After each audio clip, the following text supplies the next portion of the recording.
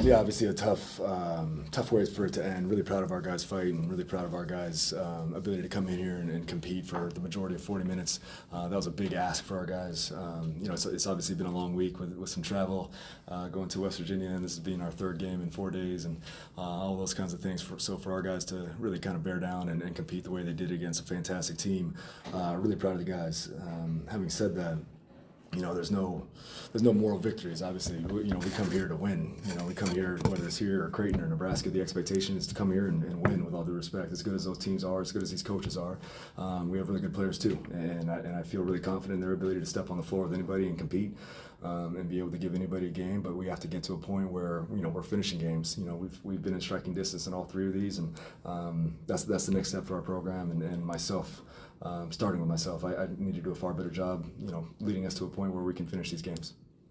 Questions for Coach. Michael, right up front here. You alluded to it. You've played some high majors tough, and 2 of them been in the top 25. I guess what's been the common thread, even though all teams are different, but what's been the common thread with your approach to those types of games? I think our approach doesn't necessarily change, right? We have a really, really good assistant coaching staff that does a terrific job of preparing our guys, and we look for some different solutions for some of these bigger, stronger, more athletic teams. And, I kind of liken it to, Revolutionary War, where we can't line up and put our muskets against your muskets and just meet on the battlefield at 3 p.m., right? It has to be a little bit more guerrilla warfare. We have to change our point of attack. We have to be a little bit more dynamic in what we do on offense and defense, and be a little bit more creative. So our assistant coaches do a terrific job. Our players do a terrific job of kind of adhering to game plans, a lot of times on short turnarounds, right? Going to Nebraska to Creighton was 1 day, and coming here was 1 day with the travel day. So full credit to our players and our staff for getting themselves to that point of being able to compete. But how we play and how we approach the game isn't necessarily different. Whether it was Tennessee Tech and Charleston Southern out in West Virginia, or it's you guys or Nebraska and Creighton, we want to step on the floor and be the tougher, harder playing team every night. We want to play with a tremendous amount of enthusiasm and effort and match that with execution. We just haven't found, the ability to mesh that together. I have not found the ability to mesh that together for 40 minutes. So that's a space where I have to get much, much better as a coach. Kendrick. Hassan AbdulJabbar seems to have taken a bit of a jump from last year. In your short time with him after taking the job, what have you seen that's been the biggest difference in his development? I think he's a tremendously talented kid, right? I think, again, all due respect to everybody that we've played, he's stepped on the floor. He's been as good as anybody out there, right? So he's a really, really skilled kid for his size. He's very, very intelligent. He's one of the more intelligent players I've ever coached. He's got a tremendous feel for the game. He's hyper unselfish. He cannot wait to share the basketball. He's a tough physical kid as well. So, when all those things are moving in the right direction for him, he can be a handful on both ends, right? He can be really disruptive defensively, and then obviously he can really be the straw that stirs the drink for us offensively, where we can get him on the perimeter, we can post him up, and create mismatches that way. So he's just been tremendous, and for him to continue to move forward, all of his preparation things, all the things outside of the 40 minutes, like all of our players, we got to win that part of the process too, and he's a leader in that.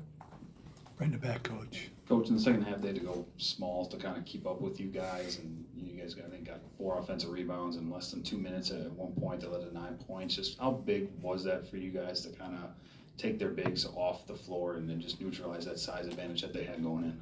I wish they kept their bigs on the floor.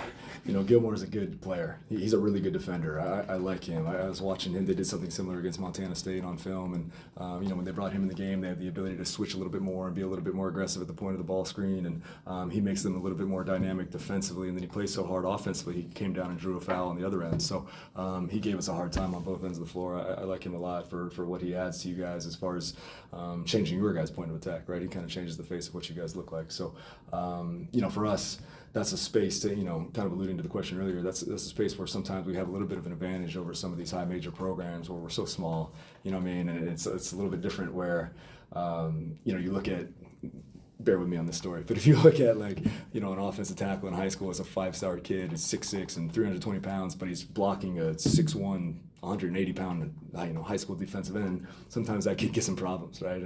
And we're sometimes that 6'1", 180-pound defensive end, and we have to make these people, chase us around a little bit and make their lives a little bit hard. And, for those 2 bigs, Winner and Crowell, to be out there, that's a challenge for us. So it really changes the game.